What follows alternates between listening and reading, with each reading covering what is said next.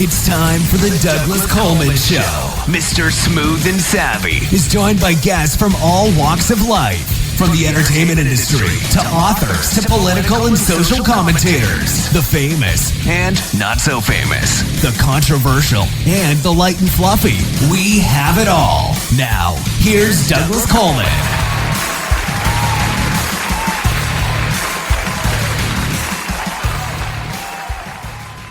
Okay, please welcome back to the Douglas Coleman Show, Austin Davis. Hey, Austin, welcome back. Hey, it's good to be back, my friend. Thank you so much.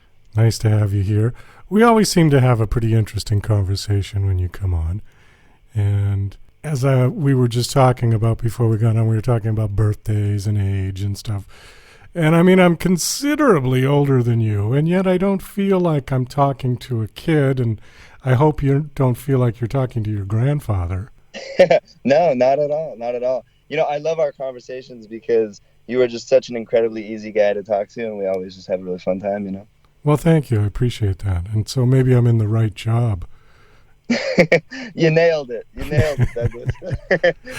Because you know how sometimes you go to, anywhere, like a store, or you get on customer service phone, and you just can tell these people are wrong for that job. They're there because they need a paycheck, but they just can't do it. And, you know, sometimes when you see people who really are in the groove, it makes all the difference, doesn't it? Yeah. Well, you know, I just think it's really important and really cool to see people, you know, pursuing their passions and following, you know, what brings them joy, you know, because I think at the end of the day, you know, that's what we're going to be able to do best and, you know, bring the most of ourselves to is something that, you know, we truly love, something that is truly our passion and something that, you know, we can really experience that joy with.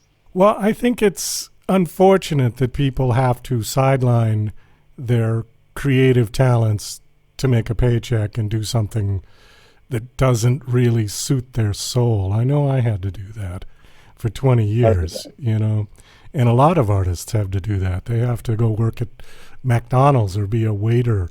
It's sort of the joke. It's like if you go to LA to any upscale restaurant and the waiter or the waitress comes up to you and you say, "Hey, how's that script coming along?" Every one of them will have an answer. Because you know they're all, you know, struggling artists or actors or whatever. Yeah. And they're all just working as waiters, you know. Last time I was in LA, I mean, I was at a hotel and the performer, you know, he was performing at the hotel in the lobby, but he was just such an incredible musician, you know, like just so amazing. And he got that gig, which was really cool, you know, but like I was just like in disbelief at how talented this guy was, you know. There's a lot of great musicians out there that nobody's ever heard of, and very few of them get to be anything successful. You know who Adam Lambert is? He fronts for Queen now, and he well, it was America Got Talent, or I forget. There's about 10 of those shows, X Factor, but he was one of them. Yeah, right. And he came in number 2, and there was a big controversy about that because they said he was discriminated against because he was gay, openly gay, but he was by far the best singer. You know, the guy that won was good, but he didn't have the show that Adam had. Anyways, there's some great video out there of him performing at some like little restaurant in, I don't know, Santa Monica or someplace before he was known, and he's just like, wow, that voice, oh my God, right? So he started there too, and I'm happy for him. I'm really happy he got to where he got. For sure. I mean, even before, he was Queen. Yeah, I mean, I remember his song, "What Do You Want From Me," I think is what it's called. That was on the radio a lot when I was like 10, 11 years old, you know? And amazing song. It's awesome. Yeah. And it's cool to see where he's at and what he's doing. Well, I'm sort of glad he hooked up with Queen because his solo career didn't really go anywhere. And once you get on that show, you typically get offers from record labels. But because he came in number 2, he probably got the B side of the record rather than the A side, and his career just didn't go anywhere. But he had that sort of standing offer from Queen to front them because he's a perfect fit, you know? Yeah. Anyways, so we're talking about music, and I am a musician. You're kind of I don't want to call you a musician, but you're a beat poet, which... Yeah, you know, I love music. Love it. You don't play though, right? Talented though. Yeah, I can't play any instruments or anything. Do you sing? Can't really sing. No? Can't really sing, no. But, you know, I love collaborating with musicians. So I recently, you know, we did a show at this really cool local music venue here in Phoenix called the Trunk Space. And we had, you know, a couple local bands open for us. And then I got to perform some new poem songs from the new book, Compulsive Swim, with Joe Alley, who is an incredible musician. So, you know, a couple years back, I don't know if you remember, he and I did this jazz poetry EP about homelessness. Yeah. And since then, you know, we've been doing some shows together just to raise money for the streets and stuff and have those conversations. And yeah, we recently just did a really cool show together with, you know, brand new songs and stuff. And, you know, people brought blanket donations and stuff. And then, like, you know, the money raised from ticket sales went to support the daily outreach and all that. So it was really cool, you know, getting to, I guess, you know, collaborate with so many awesome musicians and bring poetry to that kind of stage, you know, like kind of bridging those genres a little bit and those different, you know, art forms, while also using them as a tool for spreading love to the community. Do you have any of your performances on YouTube with Joe? Because I'd like to see what you do. Yeah. I'll send you over a link for sure. Okay. Because I'm picturing the sort of 1960s beat poet with the guy with the bongos, and then you say something very profound, except the difference is you're using a guitar player instead of a bongo player, right? Yeah. So for this show, you know, we did kind of a lot of what kind of envisioning, you know, which was, you know, reading poems from the book rhythmically, you know, to a musical composition. And we were kind of bouncing off each other. Like, you know, I would say something and he would play something based on how he felt, you know, and I'd be listening to what he was playing and then kind of read the poem based on that feeling, you know. But we also did a couple songs that were more just kind of hip hop rap based as well. So 2 of those actually, which was really fun because that's kind of new to me, like performing those, I guess, at least. So like more rhyming poems, I guess. We did a couple of those. So that was fun. It's just cool experimenting, you know. Well, I remember the first time you were on, I think it was the first time, and you read one of your poems. We got into the conversation about why poems don't rhyme anymore, or they don't have to, because that was always a rule when I was a kid. Your poem must rhyme, and it had to be rhythmic. It had to be da-da-da-da-da-da-da, da-da-da-da-da-da-da, and the last word always had to rhyme. Otherwise, it didn't count it as a poem. It was a short story or something. Right. Okay, so now it's kind of free-for-all. Everybody can do what they want. But you had one that I really liked, and I remember the line was something about gin and chili. And I thought, oh, you know the one I'm talking about, right? I know the one you're talking about. Yeah, so that was from Celestial Nightlight, which was a little like 5-poem chapbook that Ghost City Press put out right at the beginning of the pandemic, or it was like July or something, 2020. And I that poem that you're talking about, I wrote that, you know, when the pandemic hit and everything got really weird for a really long time. And yeah, that was kind of definitely a quarantine COVID poem. But yeah, I mean, you know, it made me feel a little less uncomfortable, I guess, to write that poem. So hey, that's a beautiful thing in itself, I guess.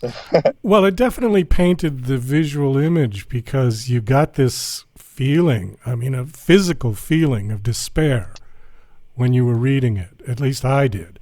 And I felt the guy just, you know, lost and alone.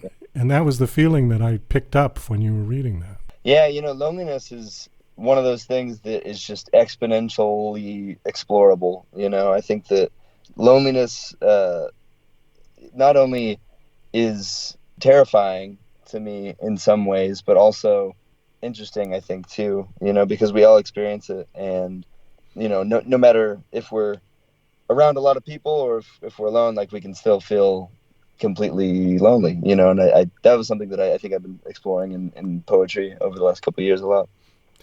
Well, that's an interesting phenomenon because I lived in New York City for a couple of years when I was young and struggling to be a musician. And that place, you can feel so alone, and yet you've got people all around you. Yeah. You walk out on the street and it's just crowded with people, and yet you feel completely alone at times. Yeah. And I think that, humans need connection, and that's at the end of the day what we're lacking in those spaces, I think, or, when we're feeling that way. But it's a confusing feeling too, because you're like, man, there's so many people around me. Why do I feel so alone? But I think it's those deep, meaningful, long-term connections that are just vital. Well, you're not allowed to talk to those people. That's sort of the society rule. If you're walking down the street, hey, how you doing? Hi, how are? They'll lock you up. Right. They'll think you're a nut job, right? So you're not allowed to talk to them. And that's what the weird part of our culture, and it's not just us, it's the whole world. I think it's the human culture. But you see less of that in certain countries where people do actually just kind of walk down the street and talk to each other. But with Western culture, we have that sort of, this is MySpace, this invisible MySpace. Do you know what I mean? Personal space. No, totally. Yeah. Well, and that's something that I don't like that, you know what I mean? And I've never really liked that, but you're 100% right. And that's something that I've always tried, I think, to incorporate to, the work we do on the streets. So like a lot of it is literally just going up and saying, hey, I'm Austin. How you doing? What's up? And just, hey, want to share this meal together? Or, I need a blanket, whatever, and sometimes it's jarring for people a little bit, folks on the streets, because they're like, why are you talking to me? But then, most people, it's not. It's like, oh, awesome. Like, let's connect, let's be friends, And I think that's become just like kind of part of daily life for me, is just going up and talking to strangers and being like, hey, how's it going?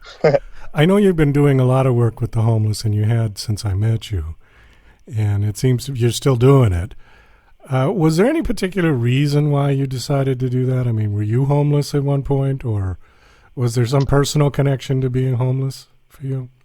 Yeah, I mean, I think there's a lot of reasons. I have OCD, depression, Tourette's, and I know how important it is for me when I'm doing really bad to have a friend, and it's the same for anyone experiencing homelessness, anyone in that situation. A lot of folks, are definitely dealing with mental health issues or a drug dependency or some sort of trauma.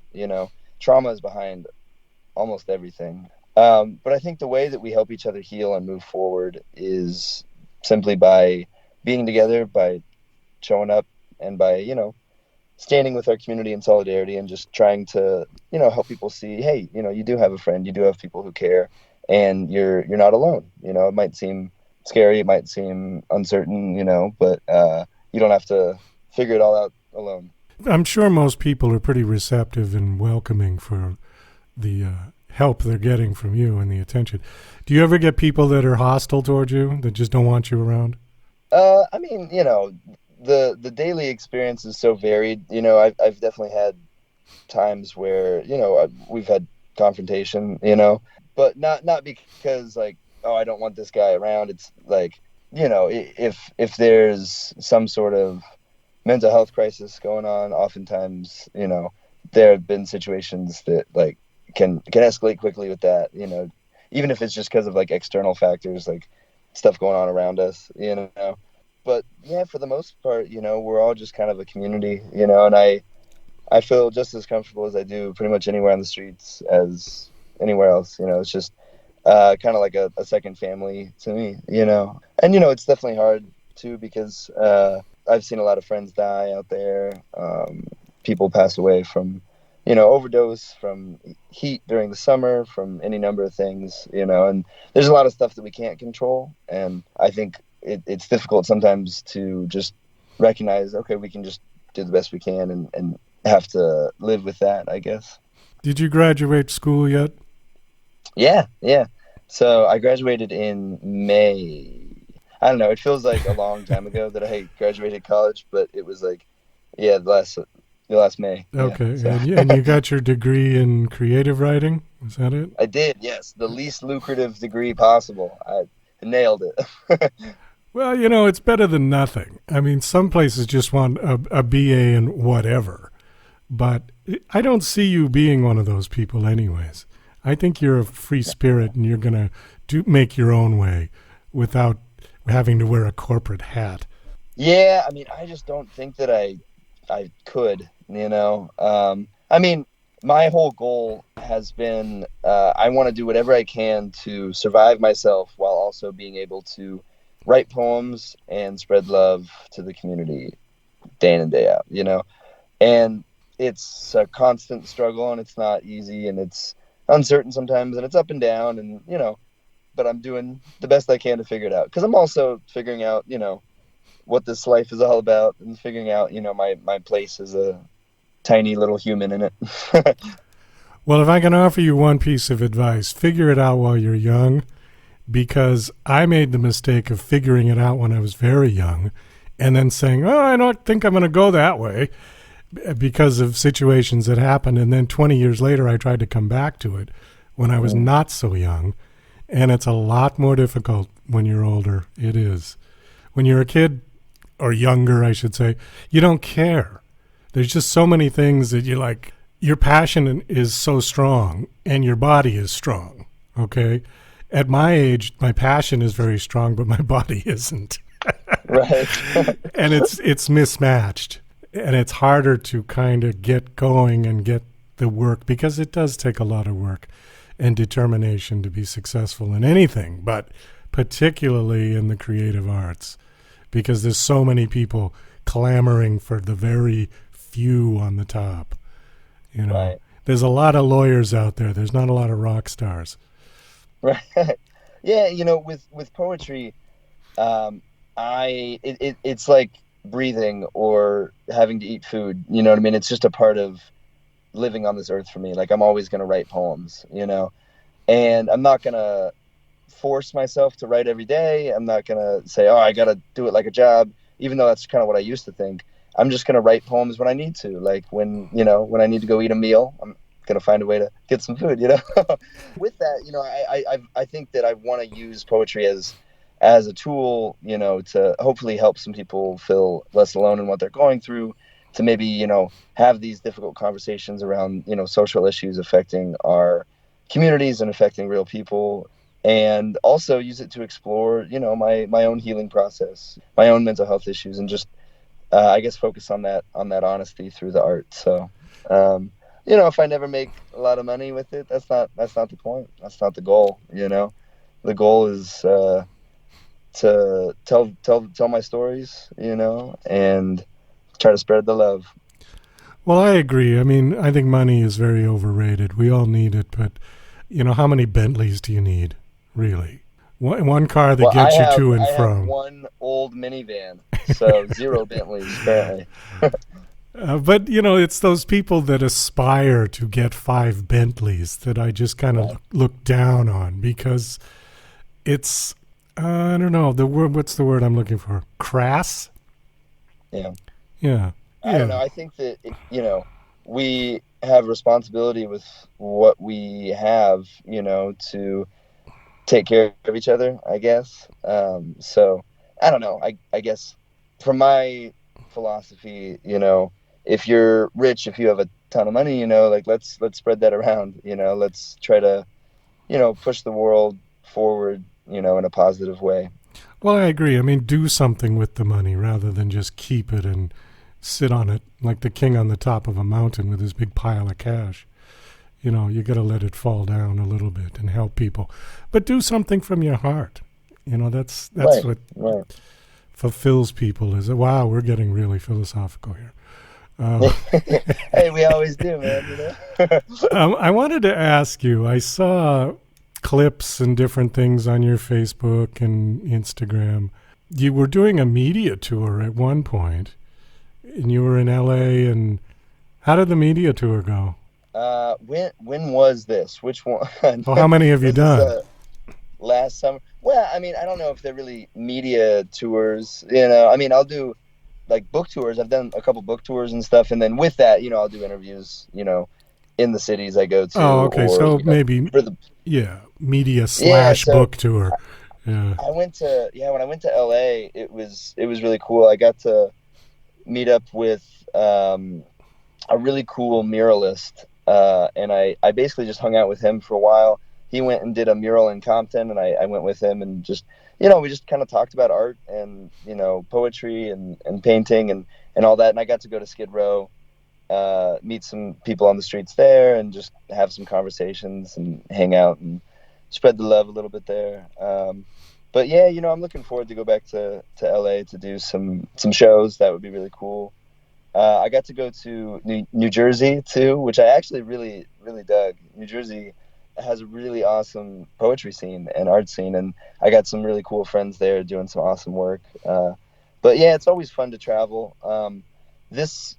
With this book that came out in February, at the beginning of the month, I haven't really traveled out of state yet, but I'm looking forward to doing some shows this summer, hopefully, and in the fall, traveling around again. I've done just kind of like a lot of shows around Arizona so far this month, but performing is something that just brings me a lot of joy as well. And, more so performing, with other poets, performing with, musicians and bands, like that collaboration and that community and that togetherness. That's what it's all about, and that's what I love.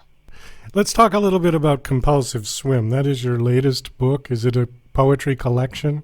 Yeah. So kind of like my last book, Lotus and the Apocalypse, Compulsive Swim is a poetry novella. So it does tell a story similar to Lotus. It's a story written in poems, so kind of like that form. And that's a form that I've been really interested in the last couple of years is, how can I write these poems that you can read on their own as individual pieces, and also how can I make this thing that you can start from beginning to end, front to back, and it feels like a complete thought, So with Compulsive Swim, it's this story about a character who has OCD, as I have OCD, and it really kind of delves into the fentanyl crisis here in Arizona and the housing crisis, and definitely explores, the mental health crisis, not only here, but around the country, and the relationship with substances and loneliness and isolation.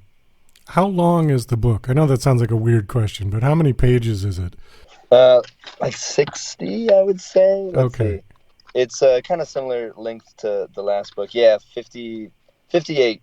So something that I've been interested in as well is like bringing poetry to hopefully people in places that might not be exposed to a lot of poetry, and maybe ways that we can do that are with short collections, or more, concise, books that can be read in a sitting, that you return to over and over again. So yeah, just kind of exploring all that and giving stuff a shot, I saw a picture, I think it was on your Facebook or Instagram.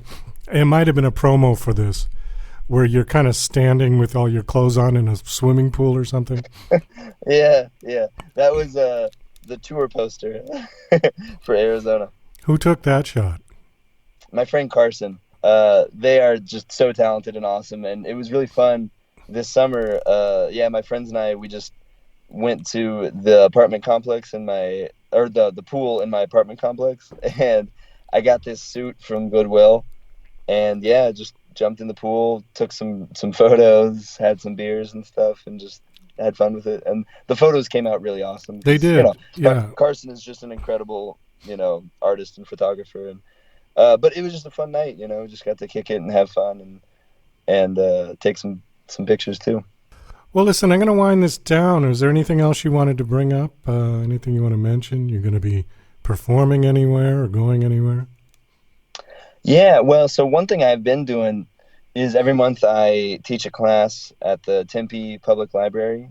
It's a poetry class, and that's been really fun. So that's something that, local folks, if you're around, the next one's going to be in March. So look out for that. You can find it on my Instagram or Facebook or wherever. Come find me on the streets and we can talk about it. I'm going to be hosting some open mics around the valley in the next couple months, and then I'm hoping summer I'm going to at least get to do some sort of touring around the country. So that'll be on the horizon. But yeah, right now just kind of winding down from the Arizona tour.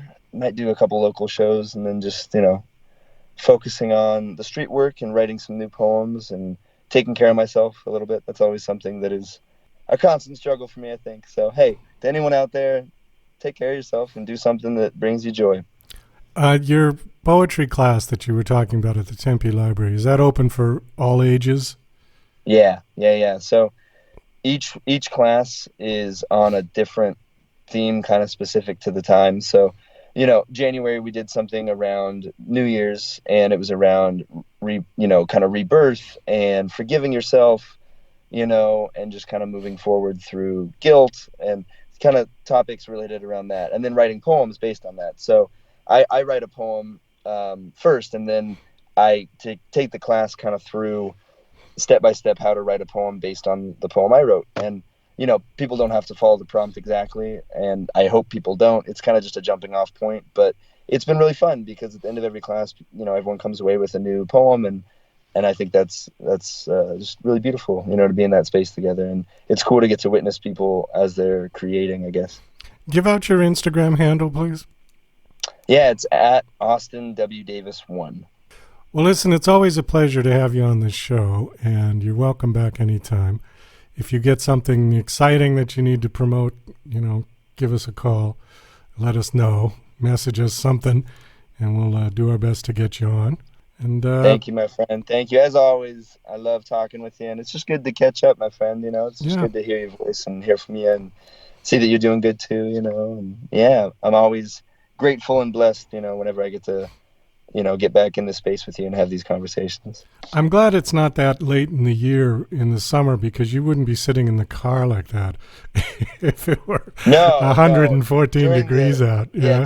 During the summer, I would be on fire if I was sitting in the van with the doors closed and the windows up. Yeah, you'd be dying in there. But right now, man, it is beautiful outside. My brother and I were just shooting some hoops, as I was telling you, and I think it's like mid-60s. Oh, it's perfect weather. The high today. It's cloudy, overcast, and it's a beautiful day to be a human on Earth, Douglas. Yeah.